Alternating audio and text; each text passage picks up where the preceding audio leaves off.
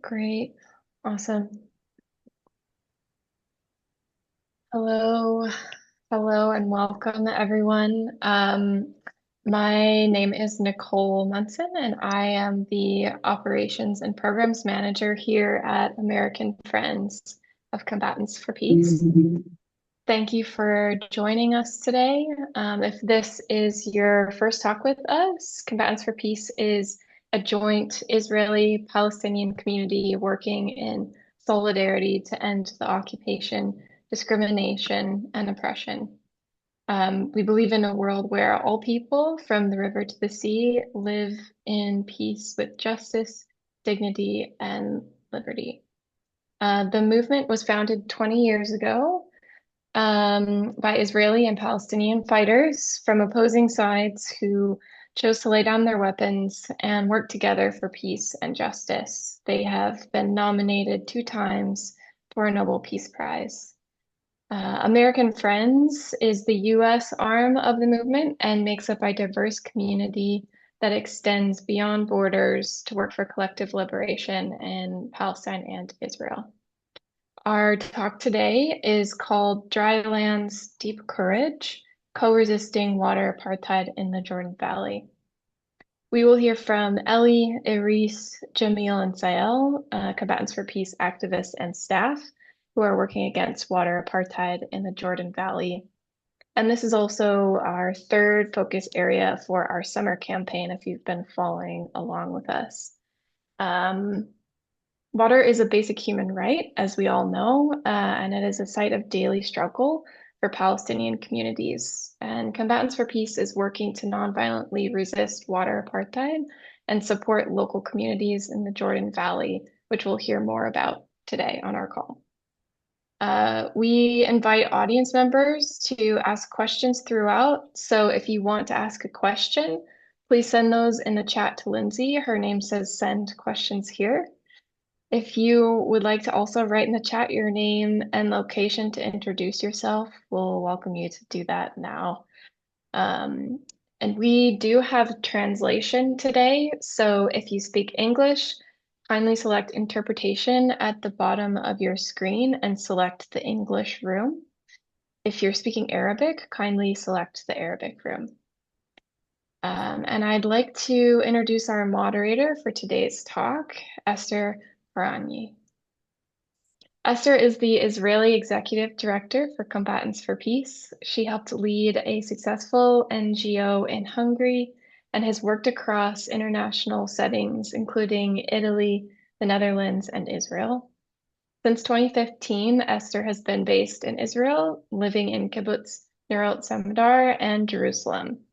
Esther is deeply committed to promoting peace, social justice, and cross-cultural understanding, with a focus on empowering communities. Thank you, Esther, for facilitating our discussion today. I will hand it over to you. Thank you, Nicole. Just before we start, if you haven't found the translation option, then look for it on your screen on the lower path. It should say translation and switch to English, because Sahel and Jamil will speak in Arabic. So in order to understand everything, that's important. So welcome everyone, also from the side of Combatants for Peace. I have the honor to introduce our dear speakers and moderate this talk. I hope it will be an interesting experience, and hopefully also we will be able to give some hope and some energy to continue the joint struggle, and not only the obviously very, very difficult reality. So I will start with introducing our speakers for tonight. Jamil Kassas is Jamil is a Palestinian refugee whose family was displaced from their village in 1948. Jamil grew up in Daesh refugee camp and had very, very harsh experiences with the occupation during the First Intifada. Having lost his brother, mother, and many other friends in the conflict, Jamil's early experiences as a combatant evolved into a deeper understanding of the cycle of the violence. He is now the Palestinian General Coordinator of Combatants for Peace and believes that nonviolent resistance is the only path forward. And he's also a good friend, as all of the speakers, and I'm very honored to hold the space for you guys to speak. And then we have Iris Gur. Iris was born in Israel, a human rights activist, former school principal, and the mother of 3 adult children. In 2017, Iris's 19-year-old daughter Noah was sent to military prison for refusing to serve in the Israeli army. Noah's decision was rooted in her commitment to pacifism and nonviolence. The price she was willing to pay for her principles profoundly impacted her, Iris, and it became a turning point for Iris as well. Determined to see the reality of Palestinian life under Israeli military rule for herself, Iris embarked on a journey of understanding. What she witnessed led her to join peace organizations such as Combatants for Peace and Jordan Valley activists, and Iris spends a big chunk of her time in the Jordan Valley doing protective presence. Then we will also have Sal. Sal Jabarin is an activist from Ramallah. He serves as Combatants for Peace Palestinian Campaigns Manager. His role involves co-leading work on the ground in the West Bank and advocating for peace and justice for all. And Sal was very, very active in the water campaign that we led in 2021. And of course, also since then. So he will also share a lot about his experience connected to water. And last but not least is Eli Avidor. Eli is an Israeli engineer and former combatant who grew up in Haifa. He fought and was wounded during the Yom Kippur War at Mount Hermon. Eli is a member of Combatants for Peace binational activist leadership team and now focuses on helping Palestinian shepherd communities in the Jordan Valley to resist Israeli ethnic cleansing and settler violence. So he's also doing a lot of protective presence in the Jordan Valley. So welcome everyone, and thank you, Bassam, for the translation as well. We will jump to the first question, which is to both to Iris and Jamil. So I will ask Jamil to speak first, and then it will be Iris. And the question to both of you is just tell about the life of Jordan Valley communities. How does access to water looks like? What a family needs to do in order to get water, and how it's very, very different of the way Israeli settlers can get water in the Jordan Valley. So first we go to Jamil. Okay. مرحبا للجميع. Hi everyone. يعني بشكر كل شخص I thank every person حدد وقت من جهده ومن who زمانه allocated time and efforts to be with us in this webinar, and in order to get to know the truth and the reality, المؤلم اللي بيعيشه the painful reality that Palestinians live in the Palestinian, I'm saying the Palestinian territories, not in the state of Israel, because I'm talking about the borders of 1967, according to the what is agreed internationally, that this is a occupied land by the Israeli occupation forces. The suffering of the Palestinians, it's a daily suffering, and it's not restricted to water issues. It is in general it's an ethnic cleansing, humiliation for Palestinians in every aspect of the Palestinians' life. If you want to go from Bethlehem to Ramallah, you have to cross a number of checkpoints, and the distance usually from Bethlehem to Ramallah, it takes 40 minutes to 1 hour, but now with the suffering it takes 4 to 5 hours, and so many times they can't even cross. And the right to water, it's a legitimate right to everyone on this planet, and we can see the settlers, they have water 24 hours a day, and the Palestinians, they don't get that right at all. So not on, I'm not talking only about Bedouin communities, but also in area A and B, which is under the Palestinian control, where there is an agreement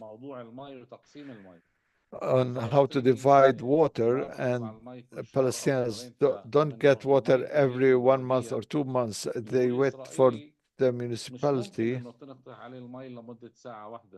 and while Israel, they will, like the Israelis will have water 24 hours, and we see all the green areas in the settlements and swimming pools that settlers enjoy, while the Palestinians, they don't enjoy a bottle of water for drinking water. This by itself, this is apartheid that we are talking about, which other countries lived before, and we are living now. We're living that with bitterness because unfortunately we feel that we were left behind by the international and human rights organizations. We were unfortunately, all these legal organizations, they haven't helped us as Palestinians, because we are Palestinians and because our enemy is the Israeli Jews. I don't expect that there is an occupation on this on earth now. We are the only occupation left. We're the only people under occupation. We are facing now genocide, and the Security Council can't do anything, and the High Court of Justice can't do anything, and the international community can't do anything. And unfortunately, we as a community, we believe in joint living and coexistence, but we are seeing the extremism on the Israeli part is increasing. I don't want to pretend to show that it is like very to show that I'm pessimistic, but this is the reality. But I'm proud of our colleagues. You are our only hope now to that you keep us going in this life. So I'm proud of my colleagues with Competence for Peace. And as for the suffering of the shepherds community in the Jordan Valley, not only in the Jordan Valley, even to Masafer Yatta in the south of Hebron. I left Bethlehem to Tulkarem yesterday, and I see on every summit, on every hill, there is a tent with an Israeli flag and three settlers who want to build a settlement. So what is happening is not an individual act by settlers. It is planned by the government. It's systematic for ethnic cleansing, for displacing Palestinians and kicking them out of the land, to uproot them from their homes and land. Wherever there's a source of water, a spring, they take over that, they confiscate that and annex that to a settlement or to an Israeli area, and the Palestinians get expelled out of this place, and they will not allowed to access that space anymore. Thank you, Jamil, for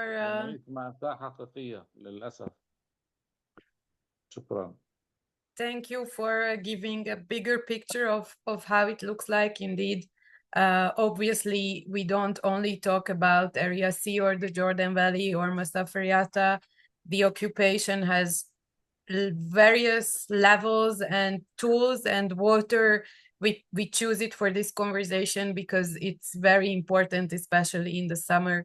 And we want to show it as an example, but it's very important what Jamil said, not to forget that this is only one tool in an unfortunately very, very wide range of methods that the Israeli occupation is using. So now we go to Iris with the same question, how the Jordan Valley looks like when water is not available for certain people and it is very, very available for others. Thank you. Thank you, Esther. I think I want to share with you an experience that I had last week in the north of Jordan Valley. As Jamil said, it's not only the Jordan Valley and not only the north of Jordan Valley, but it's all the West Bank. But I want to share with you like an experience from last Friday. Maybe it gives you like a glimpse to understand what is it, this reality. So last Friday, I'm in a group which is the Jordan Valley Activists, and Eli here is our chairman of the group.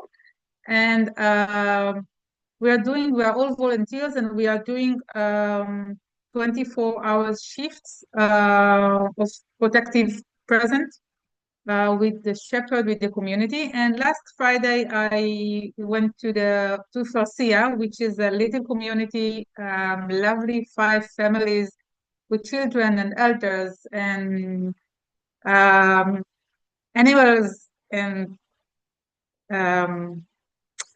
shepherd, really, really nice, lovely people. And I went to do a night shift. Usually I know them since November 23, like after the 7 October massacre and after the war started with Gaza. So I know them well and they know me. So it's like very usual that I will come and sleep over. But last Friday, one of the boys, one of the young, I don't know, I can't say a man, he's like a 17-year-old boy. And he was very afraid. And he asked me and the other volunteer that was with me, he asked us, could you please don't go to sleep? Please stay awake and look at the water tanks. The communities there, they're not connected to water like the settlements, like the Jewish settlements. So they buy the water and they have big tanks with water. And two nights before, settlers came at night quietly in the dark and cut the pipes. And if the water will go down, there will be no water, and it was so expensive. And he told me, I just bought this water, and so it's so expensive. And he was so sad, and he was so afraid. And he said, it's not only that I fixed it. He showed me how they fixed it, and now it's okay. But they are so afraid, so please don't go to sleep. And then he told me, I'm afraid from another thing. I know that in another place, in another community, the settlers came and they have like something in their hands, and they put inside the tank, they put something that if the animal will drink it, or maybe us, we will drink it, that it's like a poison. So I'm afraid. And I know it's happened in another place. So please stay awake and put your car in front of the tanks and see that everything is okay. And I must tell you that I know this boy for 2 years, and it was the first time that I saw him so afraid, so tired. He's on the days like he's working with the shepherd and with the sheep, and at night he's trying to be awake a little bit so he can watch what is going on if somebody will come. And at the day, it's like 40 degrees now in the Jordan Valley. So the water is so necessary. Water it's life. It's life for animals, for people, for everyone. You cannot survive without water.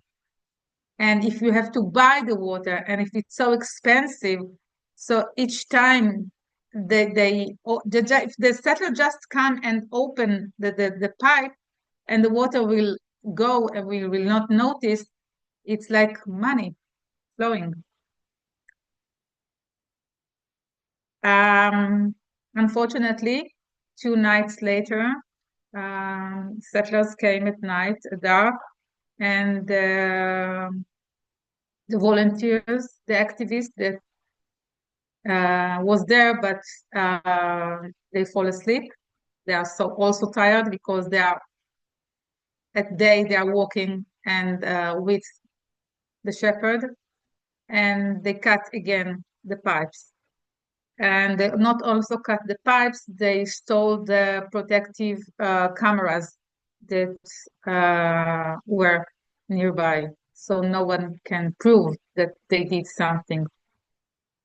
So this is like one example for one night. And I just want to say to you that, as Jamil said, I don't know what will be the future. And to be realistic, I'm not very optimistic. But I know one thing. There are people there, there are children there, and they need water. I don't know for how long they will be there, and I don't know for how long they will survive there. Without water, they should go away. And it's not only they should go away, they are being kicked from the places with other things, not only preventing them the water. So this was one example. I think, Esther, it will be enough for now. And if there will be other questions about the checkpoint, about how the water are coming in and what is going on beside it, I will be very happy to share. Thank you, Iris. Yeah, it's a very, very difficult and sad example. And the cameras that you mentioned, that one of them was stolen by the settlers, actually, it's one of Ellie's projects to set them up. And thanks also to the donations that you give, we are able to provide them to some of these communities that we work with. And there are some examples when the footage taken from the cameras actually help in court, but I think Ellie can tell more about it. So Ellie, if you can tell in general how protective presence is formed and shaped in a way that it does something on the ground, it has an effect, and if you can give some examples of how you work when you do protective presence and how it comes to water. Obviously, we heard the example of Iris, but if you can share also some other things that you do when you do protective presence, and especially now when the settler violence is just all over the place and getting worse and worse. Hi, thanks everybody for coming to here and hear what is happening here, and hopefully find a way to help each in their own way. The general idea, I mean, we are working in a system, within a system that basically it's the Israeli settler movement, which are part of the government these days, the extreme right-wing government that we have, that is trying to dislocate like 60,000 Palestinians or more from what is called Area C to the major villages and towns, such that Israel will be able to annex this area and have control over it and settle it. And they do it with as much pressure as they can. And we are dealing with the very weak communities of shepherds spread around like along 15 kilometers or 12 miles along the Alon Road, separate families, each community is like 3-4 families, 20 to 30 or 40 people. And in front of them, there are the settlements. And what the Israelis did is they try basically to make it financially impossible for the shepherds to have their livelihood possible, both financially pressuring them and physically. That's done by the government, by the laws and regulation, and then physically and psychologically by the violence of the settlers. And the government is doing it in many ways, some of which are like declaring firing zones. 60% of the area of the West Bank is declared as firing zone, an area that the Palestinian shepherds cannot go and graze. So they really limit the areas which are being able, where they can graze their herds. And without that, if not that, they need to buy dry food, which is very expensive. And the other thing is they declare natural reserves on all kinds of valleys that have nothing to do with anything. Again, the shepherds can't come with their herds of cows or herd of sheep into these areas, or let alone try to work this land to have some grass growing there so they can graze with their herds there. Then the settlers, they use violence. They make up fences. They put fences across the roads, across lands for miles and miles and miles to unenable the Palestinian shepherds to move, because the Palestinian shepherds, according to the system, they move with their herds from one area to another, and sometimes they would go and the youth, they would go and stay there for a week, have the sheep or cows eat their food, and then they'll come back. Now the Israeli settlers put fences, and they are not able to get to these lands. And you would think that, okay, let's make a hole, in an opening in this fence. No, because then they'll come to the shepherd and warn him that if he does that, something bad is going to happen to them. And then another way that they do it is, if there are any land that is cultivated and is grass, and it was harvested, so the shepherds would pay to the owner of the land such that they can come and graze after being harvested with the remains with their sheep. So the Israelis, they come with their herds on the same Palestinian owned land. And so again, no food for the Palestinian herds. Now we're talking the major thing is, so that means that they need to buy dry food, which is very expensive, and it means that they will not be there and just go back to their villages and town. The other thing is the water. So they are not, the Palestinian shepherds and communities are not, and everybody is not allowed to build anything, to dig for water. And we're talking half like it's like a desert there in part of the year. Not allowed to dig for water. And so what they have to do with the water containers, they drive with their tractors to places where there is water.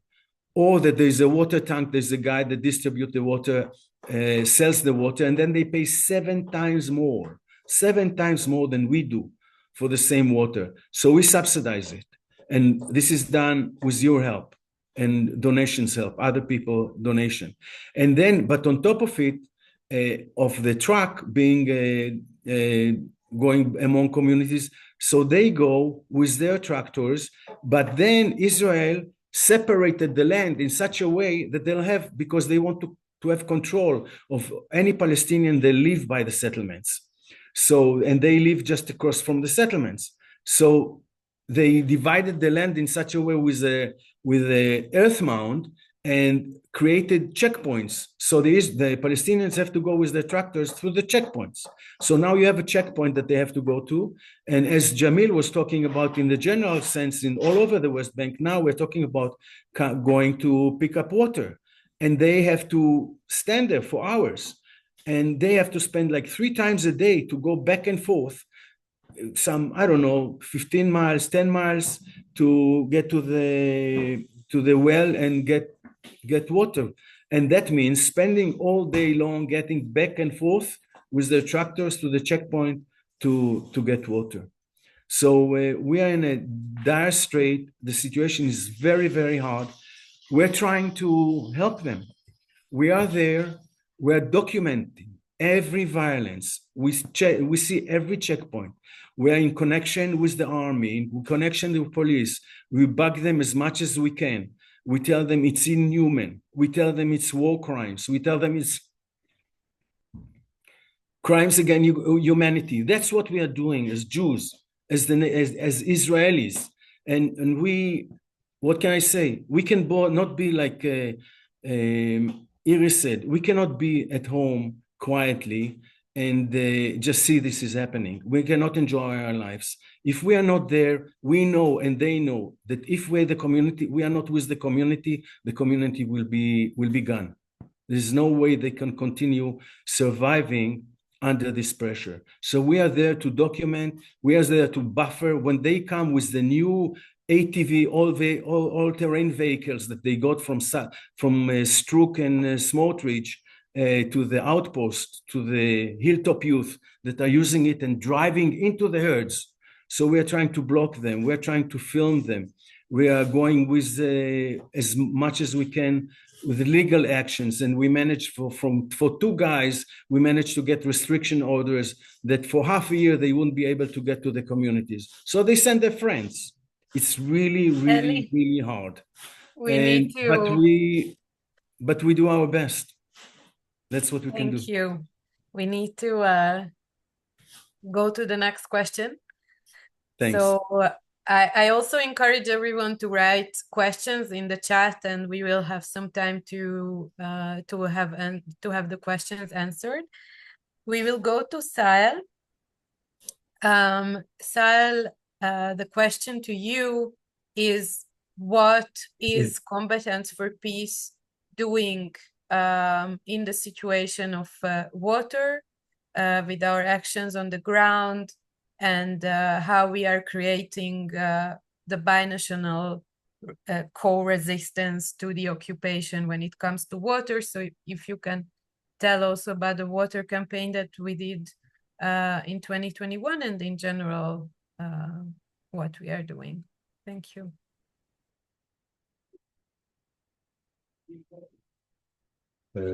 مساء الخير.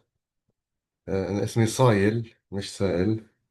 My name is Sayel, not Sayel. Thanks for the organizers of this meeting. It's very useful meeting, and thanks for all the participants and all those who are here to listen to us and to be on solidarity with us. And we appreciate your precious time that you are spending to understand what's happening on the ground. At the beginning, we are living in the West Bank, which is 5,200 kilometers approximately, extending for 150 kilometers. This is the West Bank. From the south, we have the Hebron Mountains, and in the north, we have the Jordan Valley.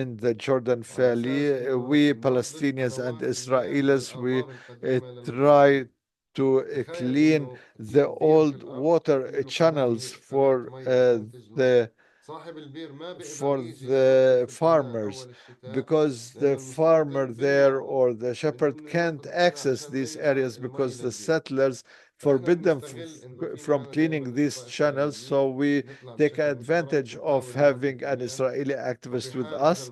And المستوطنين in أو أي case the شرطة settlers or the دائما police النشطاء come, الإسرائيليين هم always the بينظفوا Israeli activists, they are بيفتحوا in المسار front وبيحاولوا and they إنه try يتعاملوا to معها deal بآلية قانونية أو with them in a legal بالتعاون way بأدوات or اللاعنف in اللي هي a المركز العالمي non-violent للمركز العالمي. way that we are trained نعم in. مقاتلون من أجل السلام في أكثر من مكان للمياه.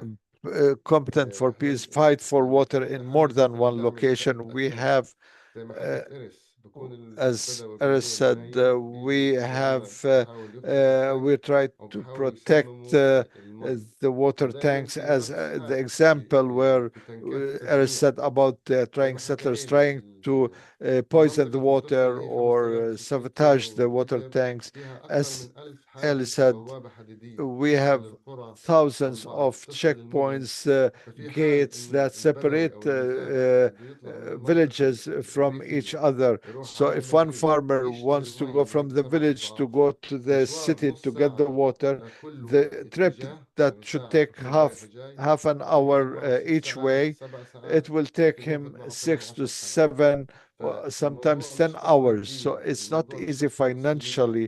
It's not الموضوع shortage هو of water. تهديد It is لحياة also الفلسطيني if, وإحباط الفلسطيني وبتوصل causing all الفلسطيني لمرحلة this من اليأس بحس إنه oppression, كل شيء practicing بصير all عليه that ضربة، oppression and ما في عندنا making نقص the بالمياه، Palestinians feel ما في عندنا depressed نقص and بمصادر feel المياه، على helpless العكس so that إحنا they can leave. We don't يعني have shortage of منطقة water. On غنية the بالمياه، contrary, ولكن we للأسف the بتشوف area is rich with water, but بؤرة unfortunately, استيطانية you can فيها see يمكن one 10 عائلات settlement أو that 15 has عائلة 10 or بجانب قرية 15 فلسطينية فيها settlers 2000 or عيلة، households, بتلاقي هون where there is a Palestinian المي village that has متوفرة، البناية 2,000 households. السياحية You find in the المتنزهات، settlement, you have الخضار، parks, you have الشجر، green areas, هون القرية اللي فيها 2000 trees, بتلاقي swimming إنه pools, and the ما village that في has ما في 2,000 خضار، ما في شجر، population, there's مع إنه no هدول green مزارعين areas, بس ما في مي. no بتشوف الجبل trees, and that's صورتين because they don't متناقضة have على access نفس to القطعة water. And الأرضية في on the نفس same piece of المكان، land, you مسافتها تبعد see the نص extreme كيلو متر contrast. مرات.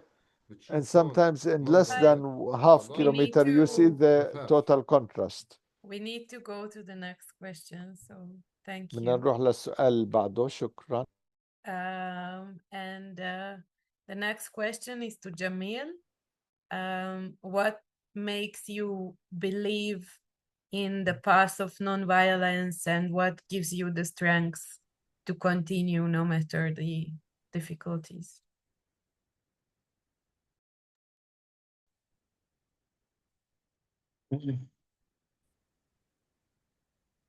يعني الأمل، ما بدي أقول إنه هو For hope, كلمة بطلت إلها معنى عنا، hope is becoming meaningless for us. But what I'm saying instead of hope is willingness and strong will. I change because when you talk about hope, it's passive. You're waiting for something to come, and it might come and might not come. But the strong will that we have to change the reality, this what gives us hope that there will be change coming. There's a possibility to end the occupation. Therefore, all what is being practiced from apartheid, the unjust laws, and the ethnic cleansing. So what makes me, gives me the motivation and the incentive to be always there and to be always present. Honestly, it's our Israeli partners. I am very proud شركائي هم of my سندي الوحيد partners. They are للوقوف our في هذا only العالم backup, المجهر. my only support in this لأنه لما unjust الشريك world. الإسرائيلي بيعبر Because when I عن see my مدى Israeli تلبية partner المقدونة expresses about يمينية how متطرفة this حكومة Israeli government بتمارس is الإبادة، بتمارس التعنيف، this بتمارس التجويع، right-wing government is وبآمن practicing بحقي genocide, بالوجود والتحرر، practicing starvation, and they believe أنا in my right بتوقع to أن movement. الشخص هذا I شريكي believe that this partner وشريكي is لكل الحياة. my long ومن life المستحيل إن partner, أنا أتخلى عنه، and لأنه it's هذا الهدف impossible هذا for الهدف me to give up on my السامي للحياة partner المشتركة because اللي this بيننا. is the utmost goal for our أنا joint على living. يقين And I am إنه certain في لحظة ما that الاحتلال at راح one يزول، certain لأنه point كل the الاحتلالات occupation فشلت will في العالم، end, بدها because all the تستمر occupations لابد أن in the يكون في world, as نهاية، long لازم as they يكون في last, نهاية للظلم، there's always an end to للاضطراب، the للكراهية. injustice, to the hatred, وإحنا to the نشتغل occupation. على هذا الشيء، And we are working وإن on شاء الله this, راح and نتحرر we hope وراح that يكون will be في liberated and there will be مساواة، راح يكون في عدل equality, للجميع في هذا justice المحل for all, ما بين النهر والبحر. justice for all the people living from the sea to the river. Thank you. And I will ask the similar question also from Iris. What makes you choose to go all over and over again to the Jordan Valley and support the people living there? And also there was another question about Israeli general public, if you think that there is a way to influence in a way the Israeli general public, that they will see more of what is happening in the West Bank, what the occupation does in the West Bank, and if there can be more people standing with us or even joining us to do all the activities that we do, protective presence and demonstrations and the rest. I will start with your second question, please. سوف أبدأ بسؤالك الثاني. I'm sorry, I'm hearing. Okay. I will start with the second question about the public in Israel. I'm very sorry to say that we are a minority, and most of the people in Israel, or they don't care, or they don't know, or they, I think the minority of them want the Palestinian to disappear, and they don't care how it will be and what will happen. And I feel ashamed while I'm saying this, and I feel very sorry and very sad. And also, I have to say that the situation inside Israel is so bad with this fascist government, rightist, extremely messiah, I don't know, crazy leaders. So I think that most of the Israelis, they really don't care what will happen to the Palestinian. So we are minority. We can do what we have to do, which is to continue what we are doing and continue to share what we know all over, because one day people will wake up. Until then, we will hold it.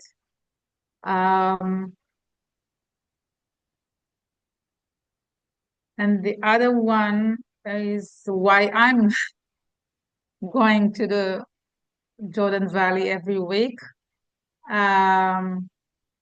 It's very strange, even to me, to say that I think it's the only place I feel comfortable these days. It's so sad So when you stay at home, you feel like desperate and alone and hopeless. But when I'm going to the Jordan Valley, it, it sounds very strange, but I can laugh. I can be with people that I love, the Palestinian one, the community, my friends, the activists. Everyone are so really nice, good people with good energy. Even if it's very, very hot and we are very tired and we are desperate and everything, but it's our community. So we feel belong there. And when I'm not going, and I will not go like once a week at least, I will miss them. So I think I'm going for myself more than for the Palestinian people. I think I'm getting more that I'm giving, and this is the only place when I'm with all my friends with Combatants for Peace or with the Jordan Valley activists, with my community, Palestinians, Israelis, I can feel hope. I can feel that, okay, we are here, we will continue, we will hold it, and one day, as Jamil said, one day the occupation will over, one day it will be changed. Yeah, I think that's the reason I'm doing it for me, so I can. And also, I think that maybe it's because I'm like a second generation for the Holocaust, so I know that one day, like my grandchildren will ask me, "Where were you on those days, this period of time? Where are you? What did you do?" So I will be very proud to say, okay, I was not in silent. I did my best. I at least I spoke all over, um, because one day it will end. Until then, we will do our best. Thank you, Iris. Yes, I think a lot of us can resonate with this question of what did you do when people needed help? We all of us in Combatants for Peace, I think, ask ourselves this. And by the way, also when we talk about like what from abroad you can do, I think when you ask yourself this question of what did I do when there was a need for other people to get support, then probably we will also give some practical stuff at the end, but your heart can also give you a lot of good answers, or at least that's what I got from what you said, Iris, and that's one of my practices as well. Sahel, I will also do a double question to you now. One is a practical question we got: how much the Palestinian economy is based on agriculture and on shepherding, and so the whole culture of shepherding and agriculture that is happening and shrinking a lot. So how much it is important in the economic point of view, and also if you can share a bit from your motivation of what makes you being part of Combatants for Peace and going out on the field again and again. Yeah, so it's two questions. If you can choose which one you want to start with, and I can also remind you. شكرا إستر. Thank you, Esther. الشعب الفلسطيني أو المجتمع The الفلسطيني هو Palestinian أصلاً قائم على community الزراعة is والفلاحة. basically based on farming الأردن and تحديداً shepherds. In يعتبر Jordan بالنسبة Valley in للفلسطينيين particular is السلة الغذائية considered like والسلة the الحيوانية food basket لأن هي and أكثر the منطقة animal خصبة basket وأكثر because منطقة it's the فيها most مياه وأكثر fertile منطقة رعوية. area الاقتصاد and most الفلسطيني على pastoral الفلاحة وعلى area, الزراعة and وعلى it's full of water الأكمام الرعوية sources. هو أساس وهو أكثر من So 50% تقريبا. it's أنا more ما than بعرف الرقم بالضبط 50%. I بس don't هو know أكثر من exactly, 50%. but it's more إحنا than كلنا بالأصل 50% depending كلنا on farming. We نعتاش are originally all farmers. والأرض We we live, our livelihood بنفس is from الوقت our من land, مواكب from farming, التطور from يعني uh, بتلاقي but at مثلا the same time we are keeping abreast with مثلا the برهان development. بالكل معروف المزارع برهان اللي And عايش you know بشمال الدور. Burhan, the farmer who lives in the north of the عنده مثلا Jordan 9 Valley, بنات. he has 9 عنده 5 daughters, بنات، هو 5 فلاح daughters. He وراعي is a أغنام، ولكن عنده farmer 5 بنات في and a الجامعة. shepherd. So he has 5 daughters in the التعليم مثلا university studying. لأولاده أو بناته So في الجامعة for him, وتوجيههم هو education مبني for his على children is الزراعة based ومبني على on رعاية agriculture, الأغنام، based وهو on المصدر raising الوحيد لتطوير العيلة goats and ولتنميتها. sheep. And so وكمان that's their only الاقتصاد source for الفلسطيني مبني developing على the شيء family. اسمه And the الاقتصاد Palestinian المنزلي. economy is based on احنا في domestic تكافل economy. اجتماعي We عالي بين have العائلات، social ودائما الأرض هي مش لواحد، solidarity. الأرض So بتكون the أو land is الأغنام not owned by بينتشرونها one أكثر من واحد، person. بيكونوا So إخوة it is a joint, شركاء، كل they واحد can be بتجوز brothers وعنده or عيلة وساكنين partners, جنب each بعض، they live next to each بيزرعوا نفس other الأرض and they plant the وبزرعوا نفس same piece الأغنام. of land and اقتصاد they shepherd تكافلي اسمه in the same اقتصاد area. منزلي. So this is a more like a موضوع solidarity economy, domestic economy. شو اللي بيخليني What about انضم للفعاليات وللميدان؟ what makes me يعني أنا join أعتقد إنه إحنا these بنمر activities and في competent for أصعب peace? أيام حياة I الإخوة believe that السوريين هون we عايشين فيها are لأن going through the إحنا بنمر hardest بيتمارس علينا period of التطهير العرقي فعليا period of time, and we شخصيا are كمان. being إحنا practiced بنمر في عقاب on us. جماعي The لمدة like أكثر من apartheid 77 and سنة ethnic إحنا cleansing عايشين is تحت practiced on الاحتلال us العسكري، for more than والعقاب 67 جماعي years. We are لكل living الفلسطينيين عايشين under على هاي البلاد. فالعقاب جماعي military. وبيحكمونا We are فرادى. facing ف we are facing collective في punishment ظل and كل individual هاي punishment as well.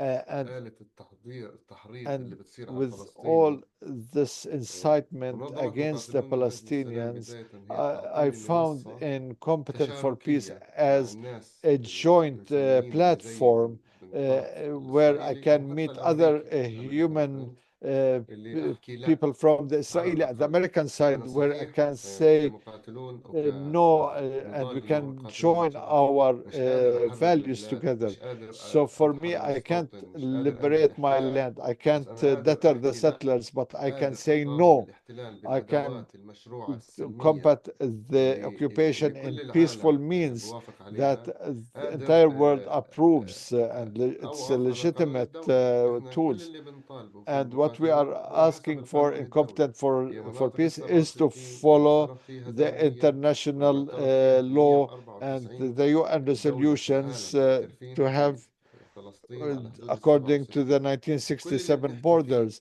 So وكل all what we المشاكل are اللي talking بنعاني about, فيها all the منها هي problems في that they منطقة are suffering from 67، is هي في in بيتي وفي بيت 1967 جاري وفي borders. بيت It's المزارع، in هي our هي houses, على طريقي، على in the house of مدرستي، على my neighbor. جامعتي. It's a problem we face on the way to my اليوم إذا university, to my أنا school, to my work. So if أنا ما today بدي بكرة يسألني ابني I شو don't عملت، want my أنا son to بدي ask me اليوم what I أكسر did, I الغربة، أنا want بدي أعيش to بكرة أحسن من change the اليوم. reality أنا ما today, بدي and I want to أنا live ولا today عمري عشت more than مواطن. أنا عمري I 42 never, سنة، I'm انولدت تحت 42 years الاحتلال old. I لليوم، was ما born عشتش under ساعة واحدة occupation, and I كمواطن haven't كحقوق lived أساسية for للإنسان 1 hour, وللمواطن 1 minute as a في citizen. كل I شيء. haven't enjoyed فأنا my بدي اليوم citizenship for مش 1 بدي بكرة. day, for هذا 1 هو hour. So الدافع I اللي want بخليني today to كل live حياتي as a citizen, مربوطة and that's my بالاحتلال. لا قادر motivation. أشتغل، لا My قادر life is أطبخ، all مش عارف connected to أربي the ابني. occupation. I هلا can't عشان raise my أربي ابني بدي children. أخذ ابني I على can't go المظاهرة، to the بربي ابني occupation. بالمظاهرة I can't go إنه to my work, to بدي my أخلص. أنا university. بدي I اليوم، أنا start even متعب من اللي asking بصير، my kids to go with بدي me to اليوم قبل demonstrations بكرة. هذا because I الإشي. want to make change today before tomorrow. I want to make the difference today. Thank you, Sahel. We will go to Ellie, also with a double question. Also, the first one is your motivation. From where do you get the strength to continue? And the second one is more like a political question on who are the settlers today? Who are the violent settlers that you meet on a daily basis? And what allows them to do what they do in light of the clear fact that obviously what Israel is doing is violating all the international law that is considered when one country occupies other people. Okay, I think Iris, I'll just say it shortly because Iris really mentioned most, and we mentioned already most of the reasons why we are there. I mean, in one way, I say to be optimistic is impossible these days. To be pessimistic, it's not a plan. What do we end up with? Just get up in the morning and do something good. And for that, we get up at 4 o'clock in the morning and go. And at 6 o'clock in the morning in these very hot days of summer, we're with the shepherds, walking with them until 9, resting with them in an oven. There was 115 degrees and going back to the fields in the afternoon.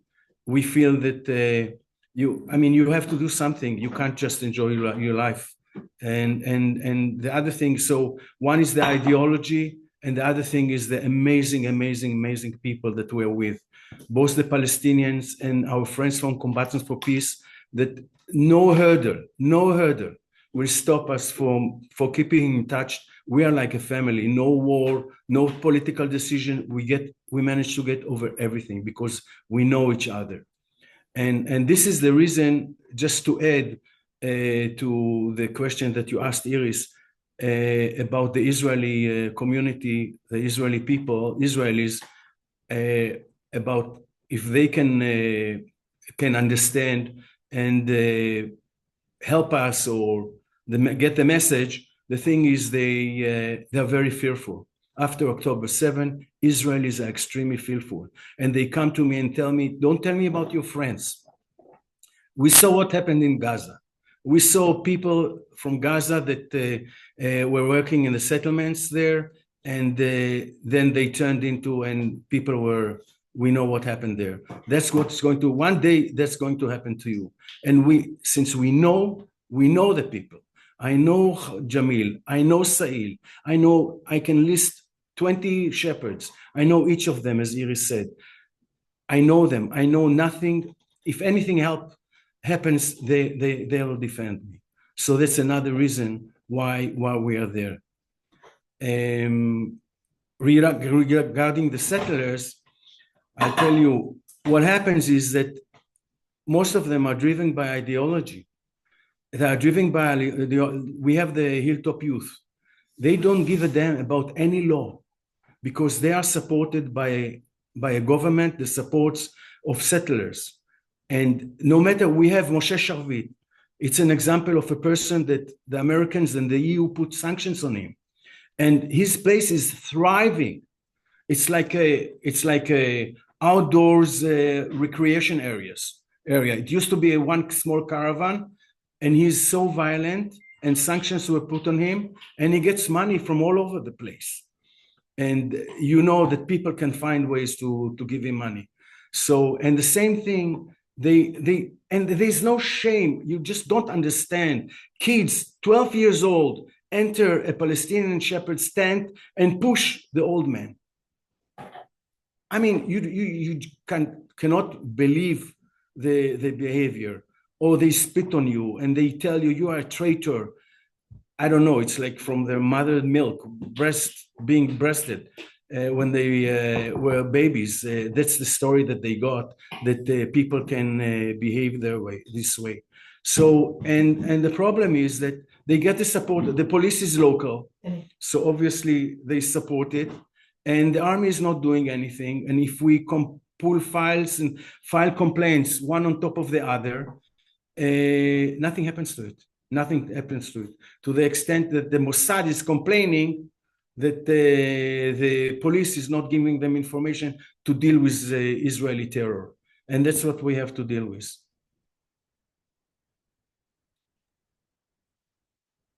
Thank you, Eli.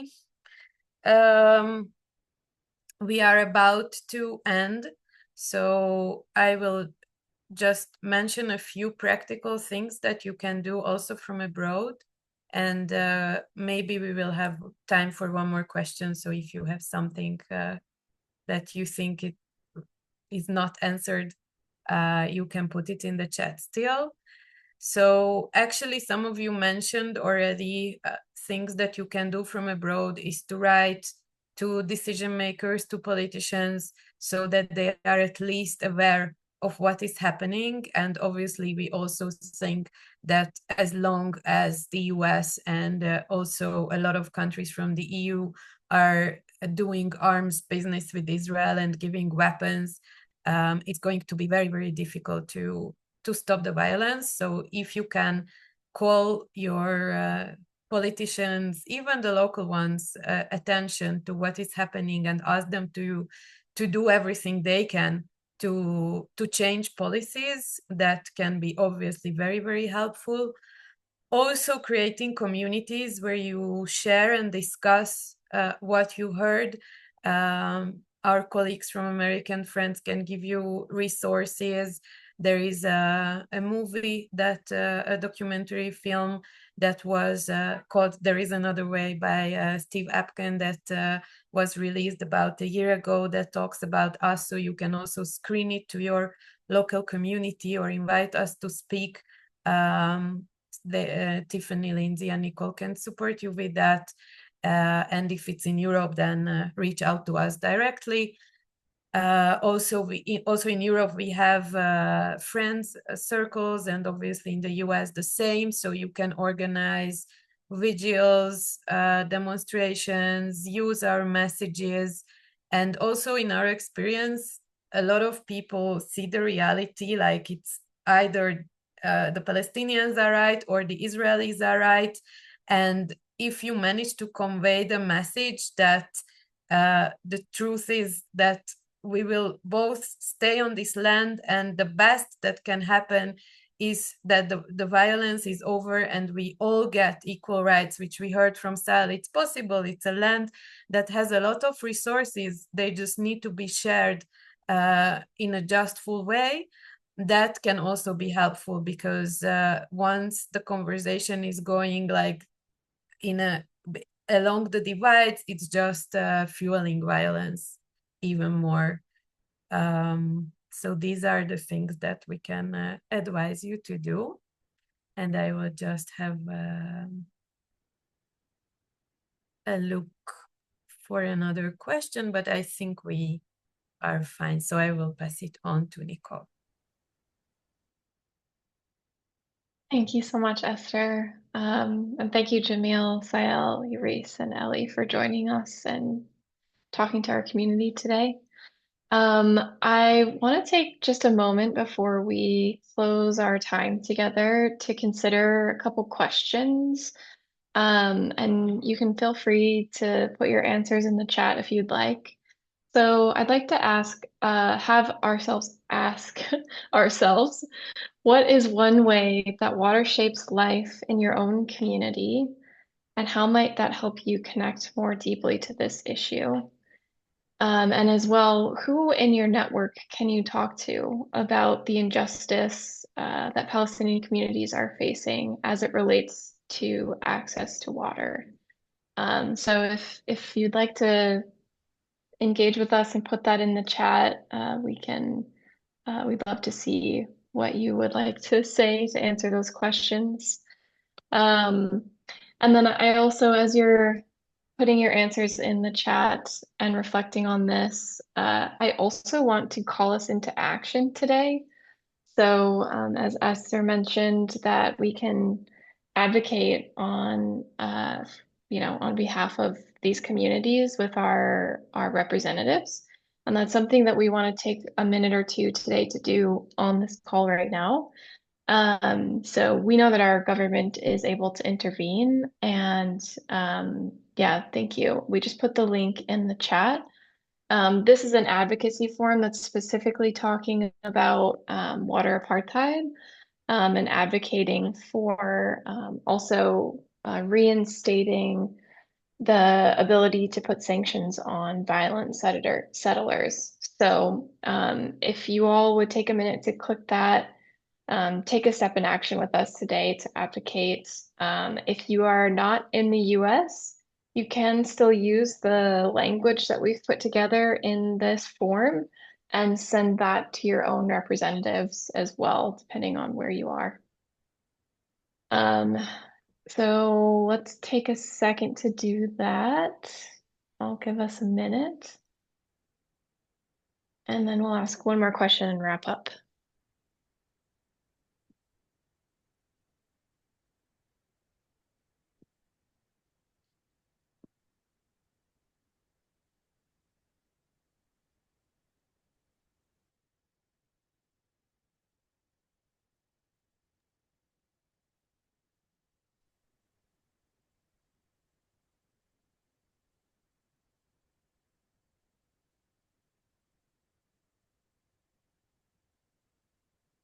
And as you're filling that out, I want to ask each of you, is there someone in your network, maybe the person you'll talk to about this issue, that you would like to invite them to also fill out the advocacy form?